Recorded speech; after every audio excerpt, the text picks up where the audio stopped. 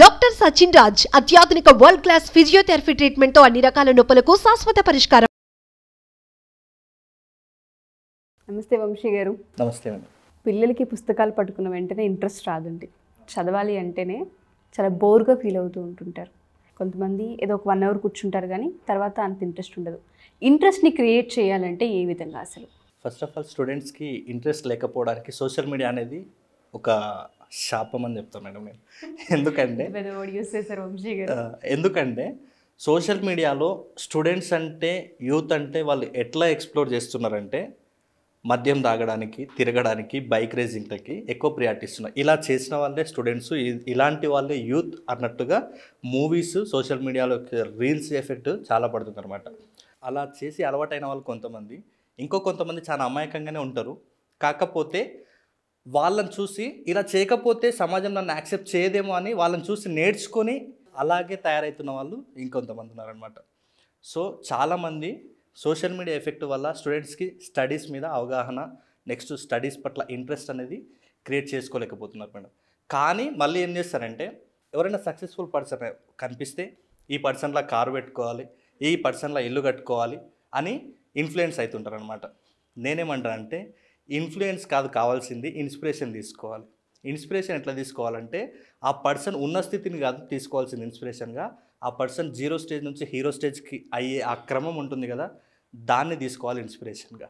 అంటే ఎందుకు ఇన్స్పిరేషన్గా తీసుకోవాలి 0 స్టేజ్ నుంచి అంటే, మనం పడిపోయినప్పుడు మనల్ని పైకి లేపేది ఇన్ఫ్లుయెన్స్ కాదు, ఇన్స్పిరేషన్. కాబట్టి ప్రతి ఒక్కరు కూడా ఒక పర్సన్ని మీ స్టాండర్డ్లో మీకు ఎవరైతే ఇష్టం ఉంటుందో ఆ పర్సన్ని ఇన్స్పిరేషన్గా తీసుకొని గోల్స్ సెట్ చేసుకోవడం అనేది చాలా చాలా ఇంపార్టెంట్. సో మీకు స్టడీస్ ఇంట్రెస్ట్ ఉండడానికి, స్టడీస్ పట్ల ఆసక్తి పెరగడానికి చాలామంది పేరెంట్స్ ఈ ప్రాబ్లం తోటి బాధపడుతున్నారు మేడం. ఎందుకంటే పిల్లలకి చెప్పి చెప్పి అలసిపోతున్నారు పేరెంట్స్, కానీ ఎలా చెప్పాలో పేరెంట్స్కి కూడా తెలియదు. సో అలాంటి వాళ్ళ కోసమే ఈ వీడియోలో చెప్పిన 6 స్టెప్స్ చాలా కేర్ఫుల్గా వినండి. పేరెంట్స్ అయితే మీ పిల్లలకు చూపించండి, పిల్లలైతే కాన్సన్ట్రేషన్ పెట్టి చూడండి, మీరే రియలైజ్ అవుతారు. సో ఫస్ట్ వచ్చేసి స్కిల్స్ ఓవర్ డిగ్రీ. ప్రతి ఒక్కరు ఏం చేస్తారంటే ఈ మధ్యకాలంలో కష్టపడి డిగ్రీలు చేస్తున్నారు, కానీ ఇష్టపడి స్కిల్స్ ఎవరు నేర్చుకుంటలేరు. నేనేమంటున్నానంటే మీరు స్కిల్స్ నేర్చుకోకుండా డిగ్రీలు చేస్తే ఆ డిగ్రీలకు వాల్యూ ఉండదు. మీరు డిగ్రీలు చేయండి, డిగ్రీలు వద్దని చెప్పట్లేదు, కానీ డిగ్రీలు చేసే క్రమంలో కూడా మీకు ఇష్టమైన స్కిల్స్ని ఇంప్రూవ్ చేసుకోండి. ఎందుకంటే మీకు స్కిల్స్ ఇంప్రూవ్ చేసుకున్న తర్వాత కంప్లీట్ అయ్యే డిగ్రీకి చాలా వాల్యూ ఉంటుంది. ఎందుకంటే ఒక పర్సన్ని, మంచి స్కిల్స్ ఇంప్రూవ్ చేసుకున్న పర్సన్ని స్కిల్ఫుల్ పర్సన్ అంటారు, కానీ డిగ్రీ ఫుల్ పర్సన్ అని మీరు ఎప్పుడన్నా విన్నారా? వినలేదు కదా. కాబట్టి ఖచ్చితంగా డిగ్రీ కూడా ఇంపార్టెంటే, స్కిల్స్తో పాటు డిగ్రీ ఉంటే ఆ డిగ్రీకి ఇంకా వాల్యూ ఉంటుంది అన్నమాట. సో మీరు అందరూ చూసుంటారు, ఎలక్ట్రీషియన్, ప్లంబర్, మేస్త్రి వీళ్ళందరూ కూడా డిగ్రీలు చేసిన వాళ్ళు కాదు, జస్ట్ స్కిల్స్ ఇంప్రూవ్ చేసుకున్న వాళ్ళే. అంటే చిన్న స్టోరీ చెప్తాను చూడండి మేడం. ఒక దగ్గర ఒక ఇల్లు కడుతున్నారనమాట. ఆ ఇల్లు కట్టి ఆ ఓనర్ వైఫ్ ఏమంటుందంటే అక్కడ కూలి పని చేసే వాళ్ళు ఎక్కువ కష్టపడుతున్నారు, మేస్త్రి ఏమో జస్ట్ అక్కడ సిమెంట్ వేసి ఇటుకలు పెడుతున్నాడు, వాళ్ళేమో అంత కష్టపడుతున్నారు, వాళ్ళకి ఎంత కూలి పైసలు ఇస్తున్నారు, వీళ్ళకి ఎంత ఇస్తున్నారు అని అడిగాడు. అక్కడ ఎవరైతే ఇటుకలు పెడుతున్నారో ఆ పర్సన్కి డైలీ 1000 రూపీస్ ఇస్తున్నాము, ఎవరైతే అక్కడ రాళ్ళు మోసుకొచ్చి ఇటుకలు మోసుకొచ్చి పెడుతున్నారో వాళ్ళకి డైలీ 400 ఇస్తున్నాం అని చెప్తారు. ఆమె ఆశ్చర్యపోతుంది, అదేంది ఆయన వాళ్ళు తీసుకొచ్చి పెడితేనే ఇతను ఆడ జస్ట్ ఇటుక పిల్లలు జమ చేస్తున్నాడు, వాళ్ళేమో అక్కడ నుంచి ఎత్తుకొని వస్తున్నారు, వాళ్ళు ఎక్కువ కష్టపడుతున్నారు కదా, ఈయనకే 400 ఇచ్చి వాళ్ళకే 1000 రూపీస్ ఇవ్వాలని చెప్తుంది అనమాట ఆ ఇంటి ఓనర్ అనమాట, వాళ్ళ వైఫ్. అప్పుడు ఆ రోజు ఈవినింగ్ ఇంటి ఓనర్ ఏం చేశారంటే వీళ్ళిద్దరిని పిలుస్తాడు, అంటే మేస్త్రిని, కూలి ఆయనని. ఇక్కడ ఇంటి ఇల్లు కట్టే ఓనరు, నెక్స్ట్ వాళ్ళ వైఫ్ ఇద్దరు ఉన్నారు. సరే అని అందరినీ అక్కడ జమ చేసి వాళ్ళ వైఫ్కి చెప్తాడు, సరే ఇప్పుడు చేద్దాము, నీకే చూపిస్తాను, అతనికి 1000 రూపాయలు ఎందుకు ఇస్తున్నా, ఇతనికి 400 ఎందుకు ఇస్తున్నా చూపిస్తా అంటాడు. ఫస్ట్ ఆ కూలిని పిలిపించి కూలి చేతికి ఒక గుడ్డు ఇస్తాడు. గుడ్డు ఇచ్చి నువ్వు ఏమన్నా చేయి, ఈ గుడ్డుని నిటారుగా నిలబెట్టాలి అంటాడు. ఏమన్నా చేయి, ఈ గుడ్డును నిటారుగా నిలబెట్టాలి. గుడ్డు నిలబెడుతుంది మేడం, నిటారుగా పడిపోతుంది, అంతే కదా, నిటారుగా. సో ఆ పర్సన్ ఎట్లా చేస్తే కూలి పని చేసేవాడు కాబట్టి తల గొక్కుంటూ నాకు రాదయ్యా అని చెప్పి పక్కకు పోతాడు. ఇప్పుడు మళ్ళీ మేస్త్రిని పిలుస్తాడు. మేస్త్రిని పిలిచి మేస్త్రి గారు ఈ గుడ్డును నిటారుగా నిలబెట్టండి, ఎలాగైనా చేయండి కానీ నిటారుగా నిలబెట్టండి అని చెప్తాడు. అప్పుడు మేస్త్రి ఏం చేస్తాడంటే తన చేతికి ఉన్న ఉంగరం తీసి ఆ టేబుల్ మీద పెట్టి ఆ ఉంగరం మీద గుడ్డు నిలబెడతాడు, నిటారుగా నిలబెడతాడు. అప్పుడు ఆగుతుంది కదా బ్యాలెన్స్. అప్పుడు చెప్తాడు ఆ ఇంటి యజమాని వాళ్ళ భార్యకి, చూసావు కదా ఎవరైతే 400 కూలికి కష్టపడుతున్నాడో ఆ పర్సన్ గుడ్డుని నిటారుగా నిలబెట్టమంటే నిలబెట్టలేదు. అంటే ఆ పర్సన్ దగ్గర స్కిల్ లేదు. అదే మేస్త్రికి 1000 రూపీస్ ఎందుకు ఇస్తున్నామంటే అతను ఎలాగ నిలబెట్టాలంటే తనకున్న ఆలోచన ప్రకారం తను నిలబెట్టగలిగాడు. అంటే తను చేయలేడు, తను చేస్తున్నాడు. ఇతనికి స్కిల్ ఉంది, అతనికి స్కిల్ లేదు, అందుకే ఆయనకు 400, ఈయనకు 1000 రూపాయలు అని చెప్తాడు. కాబట్టి గుర్తుపెట్టుకోండి, స్కిల్స్ ఉంటే ఎప్పుడు కూడా మీరు కిల్ అవ్వరు సమాజంలో. కాబట్టి ఖచ్చితంగా స్కిల్స్ నేర్చుకోవడానికి ప్రియారిటీ ఇవ్వండి. సో నెక్స్ట్ వచ్చేసి second step, as you get older obligation increase. ప్రతి ఒక్కరు కూడా రిస్క్ చేయాల్సిన సమయం ఏదైనా ఉంది అంటే స్టూడెంట్ ఏజ్. ఎందుకంటే ఆ ఏజ్లో మనకు తెలియకుండానే మన ఏజ్ పెరుగుతుంది, దాంతోపాటు బాధ్యతలు కూడా పెరిగిపోతాయి. అంటే ఏజ్ పెరిగినా బాధ్యతలు పెరిగినా మనం స్కిల్స్ మీద ఫోకస్ చేయలేము. ఏదో 5,000కో 10,000 జీతానికి అక్కడే ఆగిపోవాల్సి వస్తుంది. కాబట్టి మీరు చిన్న వయసులోనే స్కిల్స్కు ఎక్కువ ప్రియారిటీ ఇవ్వండి. చిన్న వయసులోనే చదువుకోవాలనే ఆసక్తిని పెంచుకోండి. ఎందుకంటే మీకు బాధ్యతలు పెరిగిన తర్వాత మీరు చదువుకోవాలి అని అనుకున్నా మీకు చదువుకోవడానికి అలాంటి అవకాశాలు ఉండకపోవచ్చు. కాబట్టి ప్రతి ఒక్కరు కూడా ఇక్కడ ఏజ్ పెరగడం అనేది మన చేతిలో ఉండదు. నెక్స్ట్ అనేది ఈ బాధ్యతలు బరువులు ఎలాంటివి వస్తాయో మన జీవితంలో మనం చెప్పలేము. కాబట్టి మనమే కామన్ సెన్స్ వాడి మన ఏజ్ చిన్నగా ఉన్నప్పుడే అనవసరంగా జల్సాలు టైం వేస్ట్ చేయకుండా స్టడీస్ మీద ఫోకస్ చేసి మన యొక్క బాధ్యతలు ఒకవేళ వచ్చినా మనం నేర్చుకున్న స్టడీస్, మనం నేర్చుకున్న నాలెడ్జ్ ఆ బాధ్యతల్ని ఈజీగా ఓవర్కమ్ చేసి కామన్ సెన్స్ మనకు ఇచ్చేటట్టుగా ప్రతి ఒక్కరు కూడా స్టడీస్ మీద ఫోకస్ చేయండి. నెక్స్ట్ వచ్చేసి this is right time to take risk. Student age అనేది రిస్క్ తీసుకోవడానికి పర్ఫెక్ట్ ఏజ్. రిస్క్ తీసుకునే ప్రతి ఒక్కరికి మేడం సెల్ఫ్ కాన్ఫిడెన్స్, నెక్స్ట్ వాళ్ళ యొక్క ఆత్మాభిమానం అంటారు కదా madam, self respect, self confidence, self respect రెండు కూడా పెరుగుతాయి. ఇప్పుడు స్టూడెంట్ ఏజ్లో రిస్క్ ఎందుకు చేయాలంటే ఒకవేళ స్టూడెంట్ ఏజ్లో రిస్క్ చేస్తే ఒకవేళ ఓడిపోయారనుకోండి ఎనర్జీ పోతుంది, నెక్స్ట్ టైం పోతుంది, అంతే. కానీ పెద్దగా నష్టపోయేదంటూ ఏముండదు. కాబట్టి స్టూడెంట్ ఏజ్లోనే ఏదైనా రిస్క్ చేయాలి అనుకున్నా, ఏదైనా విషయాలు నేర్చుకోవాలనుకున్నా ఇప్పుడే రిస్క్ చేయండి. చాలామందికి అనిపిస్తుంది వాళ్ళు చేసే రొటీన్గా చేసే వర్క్ బోర్ అనిపిస్తుంది. మీకు ఆ వర్క్ బోర్ అనిపిస్తుంది అంటే మీరు కంఫర్ట్ జోన్లో ఉన్నారు. కంఫర్ట్ జోన్ వదిలిపెట్టి రిస్క్ తీసుకోవాల్సిన అవసరం స్టార్ట్ అయ్యింది అని మీకు ఆ పరిసరాలు ఇండికేషన్ ఇచ్చినాయని గుర్తుపట్టండి.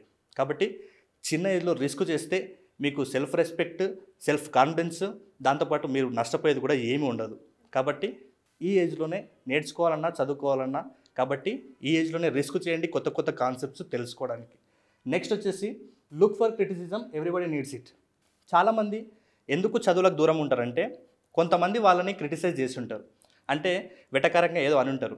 కానీ ఒక విషయం గుర్తుపెట్టుకోండి, ప్రతి ఒక్కరికి కూడా క్రిటిసిజం అనేది జరుగుతుంది. అలా జరిగిన వాళ్ళే గొప్పవాళ్ళు. నేనేమనుకుంటానంటే ఇప్పుడు ఒక వ్యక్తి నిన్ను క్రిటిసైజ్ చేస్తున్నాడు అంటే నువ్వు గొప్పోడు అవుతున్నట్టు అర్థం. ఇప్పుడు కామన్గా ప్రతి ఒక్కరికి కూడా క్రిటిసిజం ఉంటుంది మేడం. ఎందుకంటే నాకు నచ్చిన దేవుడు ఇంకొక పర్సన్కి ఆ దేవుడు నచ్చకపోవచ్చు, నాకు నచ్చిన వ్యక్తి ఇంకొక వ్యక్తికి నచ్చకపోవచ్చు. ఫర్ ఎగ్జాంపుల్ ఎవరైనా తీసుకోండి, ఒక గొప్ప వ్యక్తిని అంటే ఫర్ ఎగ్జాంపుల్ గొప్ప నాయకుడు ఉన్నాడు అనుకోండి. ఫర్ ఎగ్జాంపుల్ నాకు జగన్ గారు ఇష్టం అనుకోండి, నేను జగన్ గారు అందరికి ఇష్టం ఉండాలని ఉంటుందా? లేదు. జగన్ గారు అంటే ఇష్టం ఉండని వాళ్ళు తిడుతుంటారు, కేసీఆర్ అంటే ఇష్టం ఉండని వాళ్ళు తిడుతుంటారు, నాకు ఇష్టమైన దేవుడు ఇష్టం ఉండని వాళ్ళు తిడుతుంటారు. కాకపోతే ప్రతి ఒక్కరు కూడా క్రిటిసిజం చేస్తారు. కానీ ఆ క్రిటిసిజంలో ఎంతవరకు నిజం ఉందనే విషయం తెలుసుకోండి. నిజం అనిపిస్తే మార్చుకునే ప్రయత్నం చేయండి, నిజం లేదు అనిపిస్తే నవ్వి పక్క కూరుకోండి. కాకపోతే స్టడీస్ని ఆపకండి.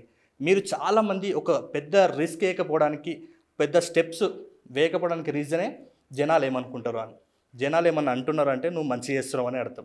ఎందుకంటే వాళ్ళు ఏం చేయకుండా ఉంటారు కాబట్టి చేసేటోని ఏదో ఒకటి అంటుంటారు. నువ్వు ఏం చేసినా అంటారు, ఏం చేయకుండా అంటారు.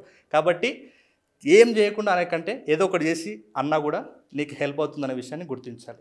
నెక్స్ట్ వచ్చేసి work with like minded people.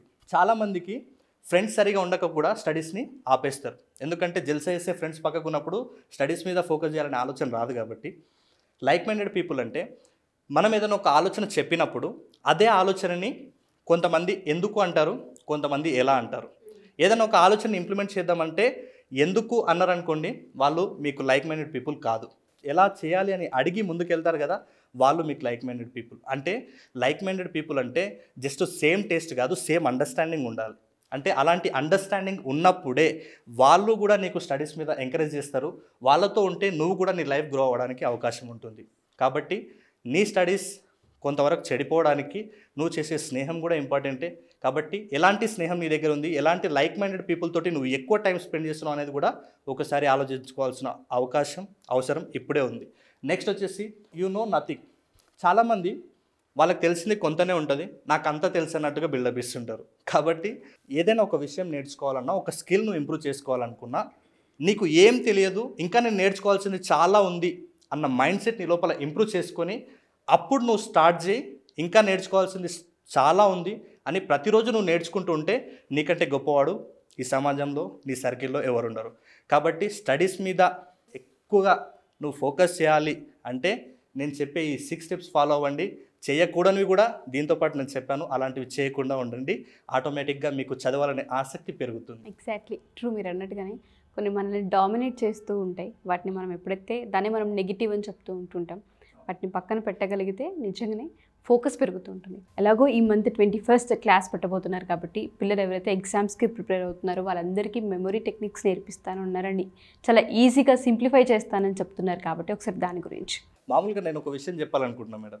చాలామంది ట్యూషన్స్కి వెళ్తుంటారు స్కూల్ అయిపోయిన తర్వాత. ట్యూషన్స్కి ఎందుకు వెళ్తారు? ఒకవేళ మీరు స్కూల్లోనే ఆటోమేటిక్గా క్లియర్గా ఫోకస్ చేస్తే 80% అక్కడే అయిపోతుంది. ఇంటికి వచ్చి మిగతా 20% కూర్చుంటే 100% అయిపోతుంది. మీరు ట్యూషన్కి వెళ్తున్నారంటేనే ఫోకస్ లేదు అక్కడ. ఇంకొకటి, మీరు కంప్లీట్గా చదివే ప్రాసెస్ మీకు తెలియదు ఫస్ట్. కాబట్టి నేనేమంటున్నాను, ఇన్ని రోజులు సంవత్సరాలు మొత్తం ఇబ్బంది పడకండి, ఒక్కరోజు టైం తీయండి. ఇన్ని రోజులు ఎట్లాగో వేస్ట్ అయ్యింది, ఒకరోజు టైం తీయండి. ఆ ఒక్కరోజు టైం నాతో గడపండి. 1 day complete full day workshop అక్కడ ఆఫ్లైన్లో ఉంటుంది. అంటే మీకు వచ్చే డౌట్స్ కూడా ఇంకా క్లారిటీగా తెలుసుకునే అవకాశం ఉంటుంది. అక్కడ మెమొరీ టెక్నిక్స్, స్పీడ్గా సిలబస్ని ఎలా కంప్లీట్ చేయాలి, ఎగ్జామ్స్లో ఎదుర్కొనే ఇబ్బందులు, ఓవరాల్గా అలా ఎలాంటి ఇబ్బంది లేకుండా మీరే ఆ సెషన్ అయిపోయిన తర్వాత హ్యాపీగా ఫీల్ అయ్యి మీరే చెప్తారు. ఒకవేళ మీరు అలా చెప్పకుంటే, మాకు ఈ క్లాస్ యూజ్ అవ్వలేదు అనుకుంటే మనీ బ్యాక్ గ్యారంటీ కూడా మేము తీసుకొస్తాం. సో అంత ఖచ్చితంగా చెప్తున్నాను, ఆ 1 డే సరెండర్ అవ్వండి చాలు, మీరు చాలా రిలాక్స్ అవుతారు, మీరే మీ క్లాస్లో టాపర్ అవ్వచ్చు. చాలా కాన్ఫిడెన్స్ ఇస్తున్నారు. స్టూడెంట్స్ అందరు రావాలని నేను కోరుకుంటున్నాను. థ్యాంక్ యూ వంశీ గారు, thank you so much. So ఎవరైనా సరే మా ఈ ఎపిసోడ్స్ చూస్తున్న పేరెంట్స్ కావచ్చు, పిల్లలు కావచ్చు, 1 డే వర్క్షాప్ మీ లైఫ్లో చాలా టైం వేస్ట్ చేస్తుంటారు. ఈ ఒక్క వర్క్షాప్ని కనుక యూటిలైజ్ చేసుకోగలిగితే, అది కూడా ఆఫ్లైన్ జరగబోతుంది కాబట్టి డౌట్స్ని క్లియర్ చేసుకునే అవకాశం చాలా ఈజీగా దొరుకుతూ ఉంటుంది మీకు. ఒకసారి క్లాస్కి అటెండ్ అవ్వాలి అనుకున్నా, డీటెయిల్స్ తెలుసుకోవాలనుకున్నా కింద స్క్రోల్ అవుతున్న కాంటాక్ట్ నెంబర్ని కాంటాక్ట్ చేస్తే వంశీ గారి టీం మీకు పూర్తి వివరాలు అందిస్తారు. Thank you.